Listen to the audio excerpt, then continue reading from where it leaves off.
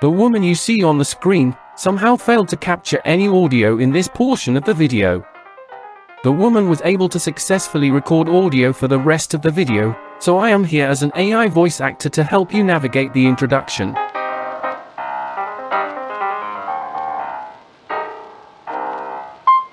The woman is introducing herself as Melissa, and trying to be charming in order to tempt people to subscribe to her channel while offering the meaningless reward of being able to use her nickname, which is Missy.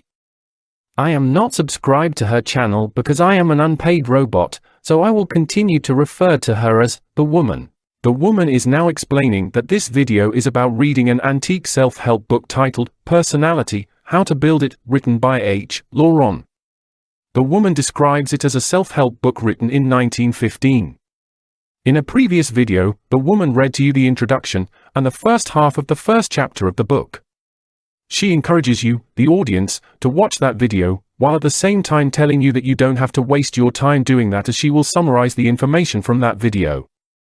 Nobody asked my opinion, but she seems desperate to retain your attention. The woman commences with her summarizing, explaining that the introduction promised the reader wealth, fame, and success. Typical self-help stuff, really. The first half of the first chapter begins to define personality for the reader in the way it will be used throughout this book. The author gave some examples of personalities, which really appears to simply mean famous people. Additionally, the author split these into two categories, good and bad. The woman would like to make a reference to her Wizard of Oz themed skit from the first video by asking if you are a good witch or a bad witch. She opted not to do this, however, because she has assumed that the viewer will not have seen the skit and won't take the time to go back and watch the previous video. The woman is ending her introduction, which she has bizarrely edited to appear more old-timey, by inviting her audience to join her in discovering the secrets to wealth and fame between the pages of this old book. She does this with a touch of irony in her voice, but she secretly hopes it will uncover the secret to success and help her make this silly YouTube dream into a reality. Now that we've made ourselves a bit more comfortable, let's dig in. So, last time we read, of Zola you say with a shudder that he was a man of talent and also of personality. He has done his work. Is it good? That depends on the reader. Bad? It may be. Perhaps it is hurtful. Perhaps useful. Assuredly, you will not have any enthusiasm about it, for the impression left by it is strangely melancholy. Zola personifies for you anguish, suffering, frightfulness, life in terrible rawness. Let us move on to talk about another personality now. At mention of the name Napoleon, warlike pictures appear. You see battle with its smoke, horses in furious charge, men trampled underfoot, cut to pieces, dead. The day is soiled with blood and death, the night grim with battlefields strewn with corpses. The night of cannon and the clanking of arms assails your ears. The great eagle soars against the sky. I think perhaps this author did not like Napoleon very much. Editing me, how long were the Napoleonic Wars before this was written? Veterans of the French Empire sing in exaltation. They sing of victory. France is powerful, but hated. That's right, so the author does not like Napoleon. Then come defeats, more battles, and always death, mourning, and despair. France is lost. Oh, that's right. I think the author was French. I honestly don't know much about the Napoleonic Wars. I'm just remembering from the Count of Monte Cristo. That's what I know about Napoleon, is not much, just that he was in prison. I think that's what the main character, and I'm blanking on his name right now, got in trouble for in the Count of Monte Cristo, was potentially passing information to Napoleon on his island where he was imprisoned. But okay, let's continue. So this person is upset. France is lost. So they wouldn't like that. They're French. Okay. You see a ghostly figure in a gray riding cloak and a small cocked hat. One hand is thrust into the coat at the chest. A lock of hair cuts across the paleness of the forehead. His is a bowed, sad, vanquished figure. A desert island in human guise. How poetic. Oof. At last you gaze upon a sumptuous tomb in the heart of Paris.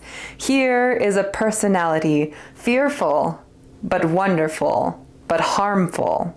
An extraordinary man, fatal to others as to himself. So I think here we're finally recognizing a little nuance in things, right? Like there's things that they seem to admire about Napoleon, but also things that they really dislike about Napoleon. Essentially, they don't like that he ended up leaving destruction in his wake, I think, if I'm reading this correctly. And as you think of him and of his deeds, you say with severity and justice, this was a harmful personality. Okay. Talk of Marat, and you have a vision of blood and carnage. This was a hateful personality. Who is Marat? Let's do a quick search. Who was, not the Zodiac killer, Marat. Jean-Paul Marat was a French revolutionary famously murdered in his bath. Oh, okay, I think I remember seeing paintings of this episode. Famously murdered in his bath by Charlotte Corday in 1793. A lesser known fact is that for over 10 years he lived in Britain, where he practiced as a doctor. So that's okay. Mention Christopher Columbus, Stevenson, Denis Papin, Le Bon, Macaroni, and others, and you have in mind the idea of service rendered, of something done that the ordinary mortal has never accomplished and perhaps can never do again. Columbus suggests fearsome voyages ventured upon with courage in the face of much suffering.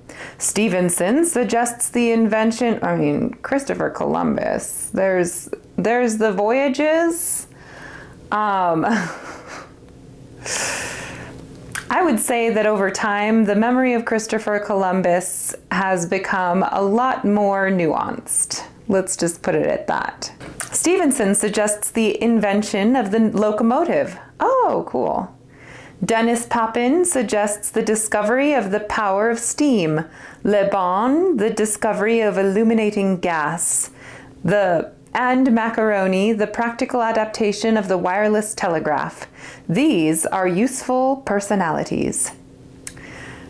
When I hear macaroni, I just think about cheese. We have seen harmful and even hateful personalities, but all of them, in order to be original, have done something. Okay, so if we want to have personality, we got to do something. Not just sit here reading books, watching YouTube. So you know what? Get out there and do something. But after you finish watching this, or do something while you're watching this, just do something, and then you can have a personality. Now let us speak of the King of Spain, the Minister of Finance, of the Copper King, the daughter of the Tsar. These too are personalities, but in another sense of the word. This is to say that these personalities make their mark in spite of themselves, and for reasons totally independent of themselves. They make their mark in spite of themselves. I just love that line. It's so that's a salty line. You gotta admit, this guy's he's being salty. He's throwing shade.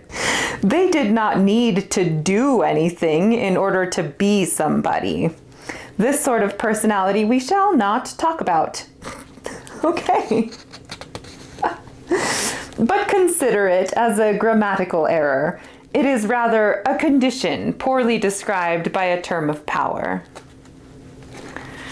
I guess, it makes sense. This is a self-help book. We don't want, if you can't do anything to gain the personality, it's not worth talking about, right?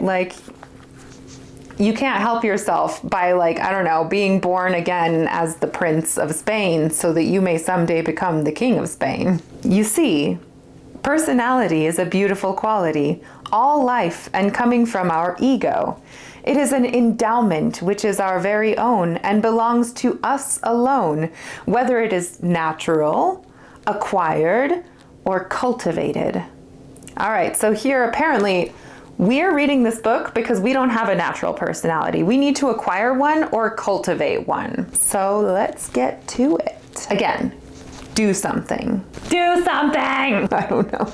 Personality is then so understood the part played by an individual among a multitude and the effect, the memory that this achievement lies. Oh my gosh.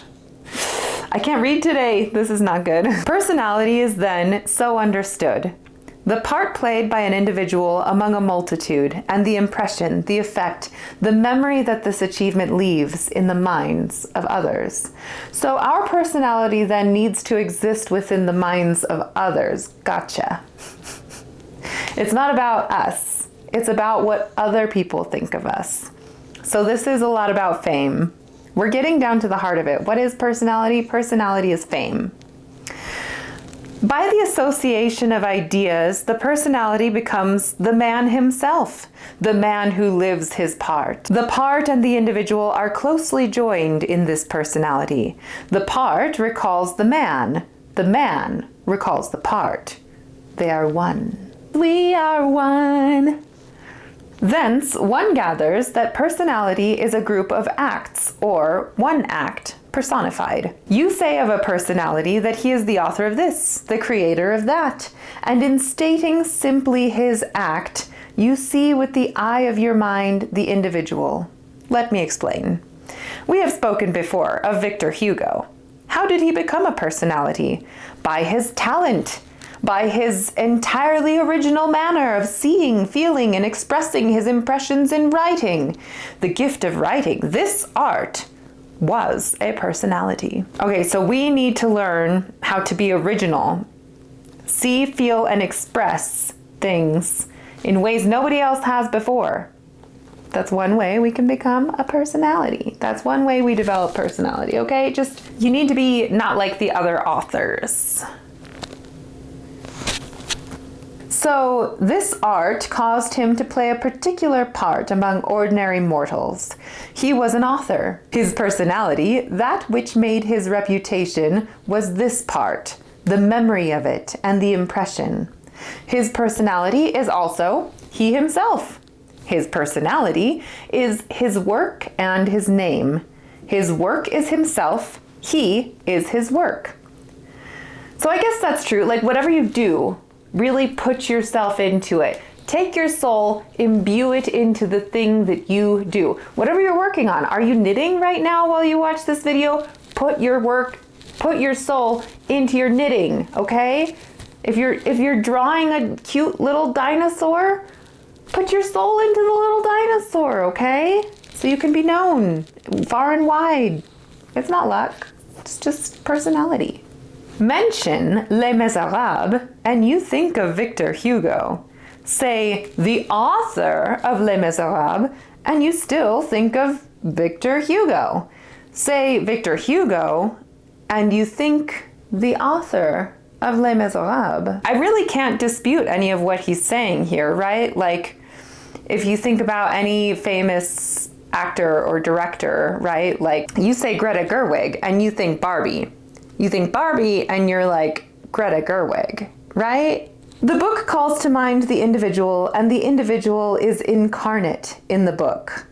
It is therefore only right to assert that personality is an inborn act or turn of mind, of character, and it were a manner of impersonation. Anybody may have a personality.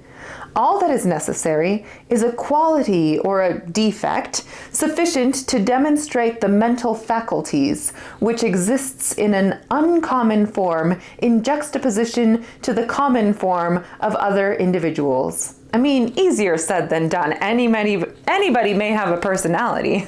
All you have to do is be a uniquely interesting and unique individual with incredibly interesting ways of existing and expressing yourself within the world. That's all you need.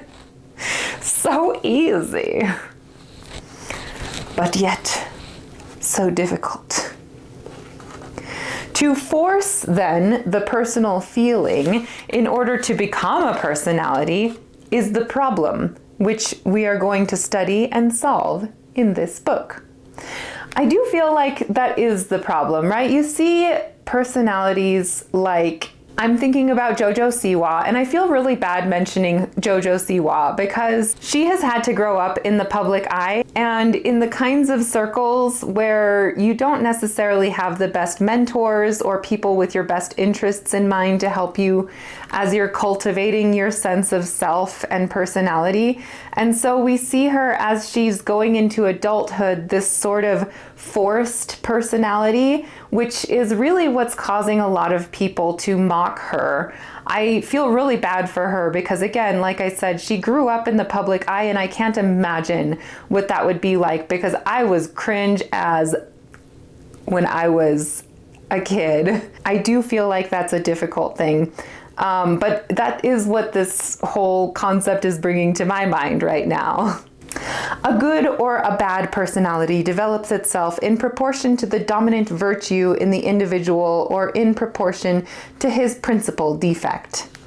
Pasteur and Curie are often personalities born of science because they had within themselves those gifts which they know how to develop. These were the inclination for study, the desire for discovery, the love of humanity, the patience of research, and the courage to make experiments.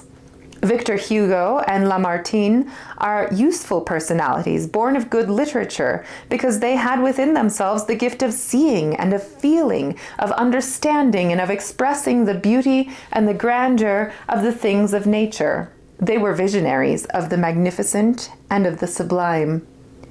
Zola has curiosity, vision, the expression of life in its true shape, without delusive coloring.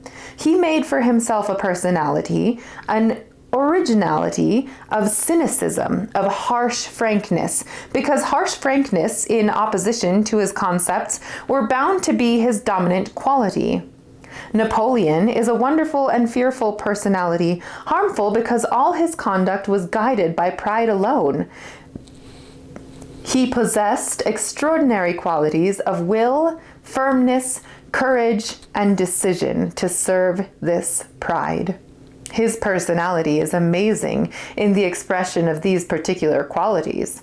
Harmful is the expression of his pride, which was the stumbling block of his success and the veil to his perspicacity, which, as I recall, they used perspicacity already in this book, and this is a vocabulary moment. I believe it meant kind of like good fortune.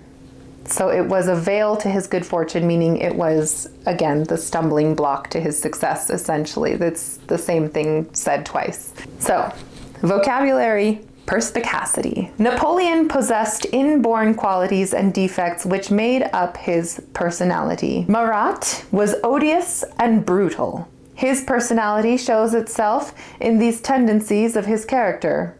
Finally, Christopher Columbus was adventurous and brave. Yeah, but he was also odious and brutal. I suppose their most charismatic traits are what we remember, but we have to understand that their most charismatic traits weren't necessarily their only or most dominant traits. Possibly? I don't know what I'm saying. Let's keep reading. Stevenson was intelligent, a dreamer, calculating, inventive. The same is true of Denis, Papin, and Le Bon, and they made for themselves a name by reason of these qualities. Personality, then, is the result of the development and of the application of certain gifts or of certain natural defects. Therefore, according to a certain moral endowment, one succeeds in creating a moral personality. Here is a man more loyal, more just, more severe with himself than with another. His life is a long succession of perfect actions, of struggle against evil, of success in what is good. By these personalities which were in him and which he has carefully cultivated, he makes himself superior to all his fellows. He acts for himself according to his own ideas. He does not bother with books, examples, or advice, unlike you peasants. This guy doesn't need books or advice. You, however, that are reading this book, you need my advice because you don't got it. It's not natural to you. But don't worry, we're going to help you make it natural to you, apparently. He goes where his conscience, which is not built on fidelity to the rules of his childhood, leads him.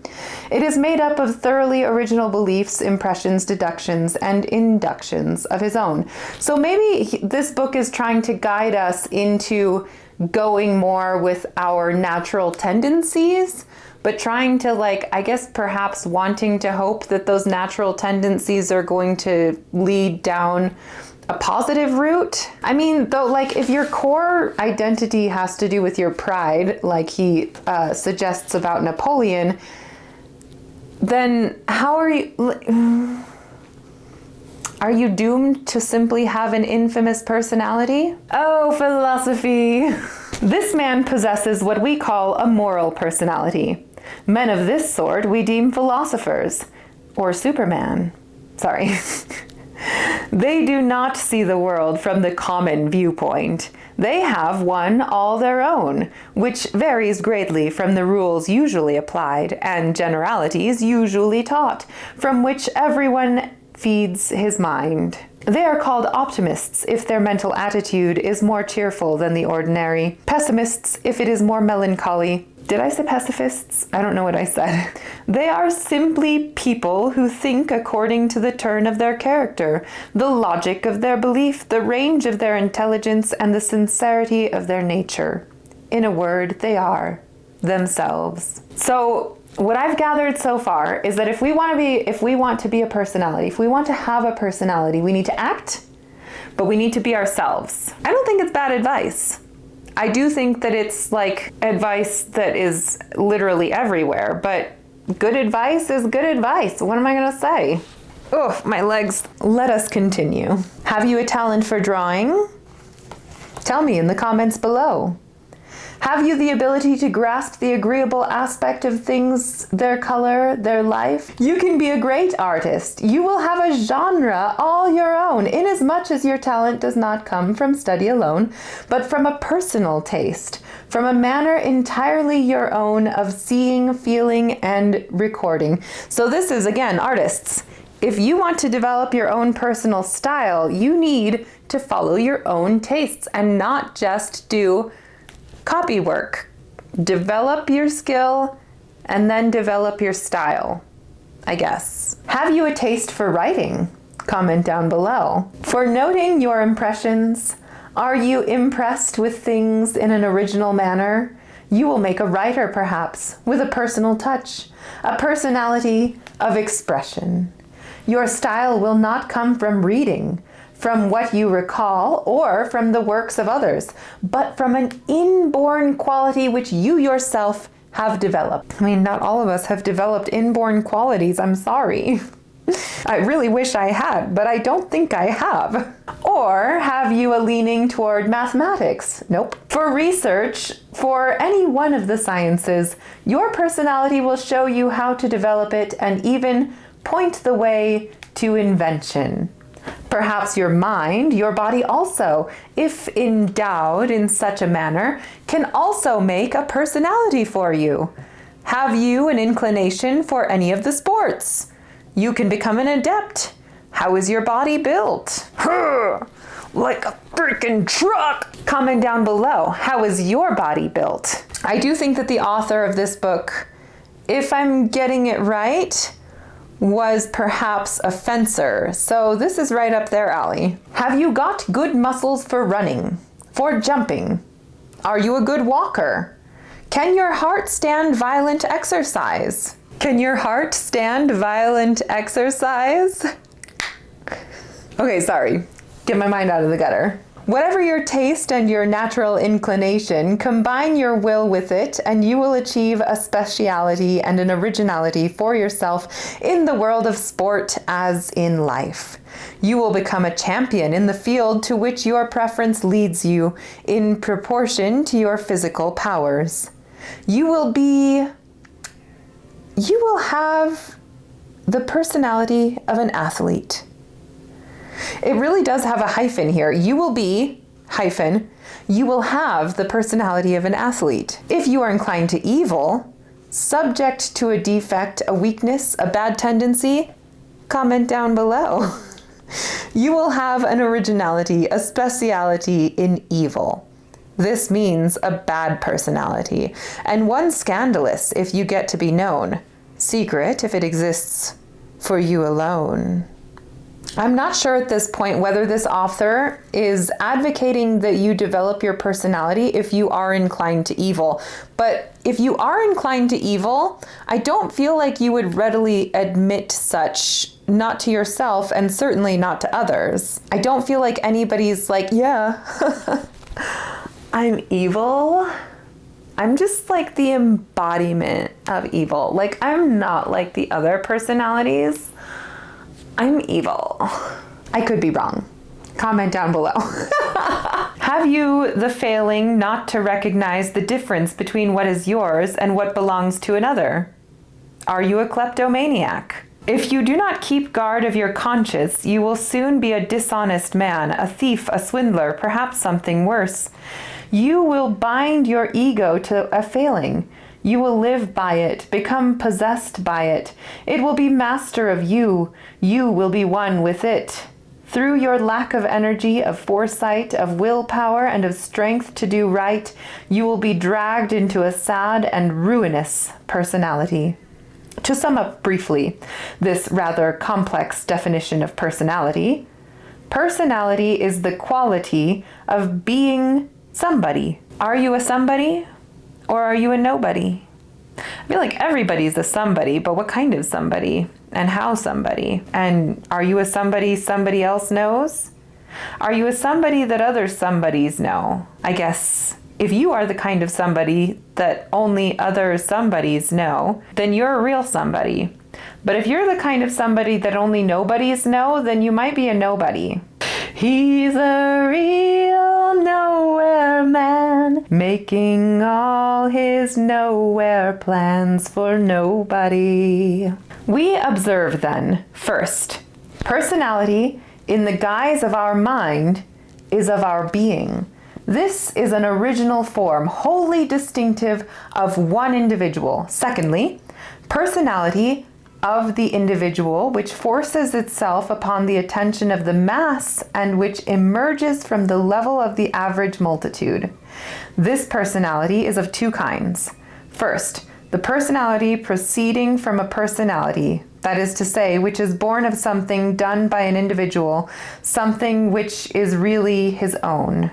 Okay, I'm so confused at this point. Everybody has a personality. You just might not have a famous personality, and which emerges from the level of the average multitude. So then there's an exceptional personality. So there's like your average personality, which is like me, and then there's your like exceptional personality, which is like Taylor Swift. This personality is of two kinds. First, okay, so now the second, the kind that distinguishes themselves above and beyond the average person, has two kinds. First, the personality proceeding from a personality, that is to say, which is born of something done by an individual, something which is really his own. So a creative personality, I suppose, somebody who has done something noteworthy. Okay. Secondly, the personality proceeding from a condition apart from the individual, which is born without act or effort. Listen, I thought you weren't going to talk about the second kind, like the kings and the ministers and whatever, right? Like, I thought you weren't going to talk about privileged personalities. You know, like in Ugly Betty, when Amanda keeps trying to be somebody by saying that she's Faye Summers' daughter or Gene Simmons' daughter. That's not the kind of personality that they were going to talk about in this book, and I think they're mentioning it again. The Amandas. The first personality, in order to be revealed, has required the quality of a real personality. The second has had no such need. It can attach itself to an individual perfectly colorless. Of the latter personalities, one may say with La Bruyère, I don't know how to pronounce that. Bruyère. Hier.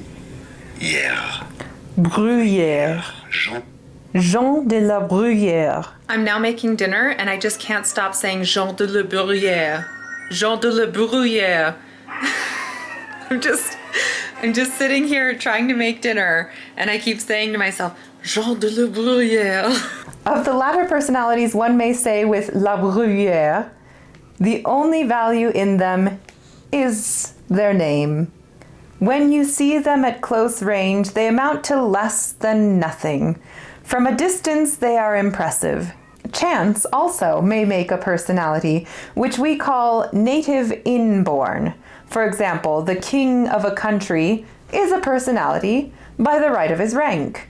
Suppose the king has a talent for drawing and cultivates it. He achieves proficiency, and his art impresses the public.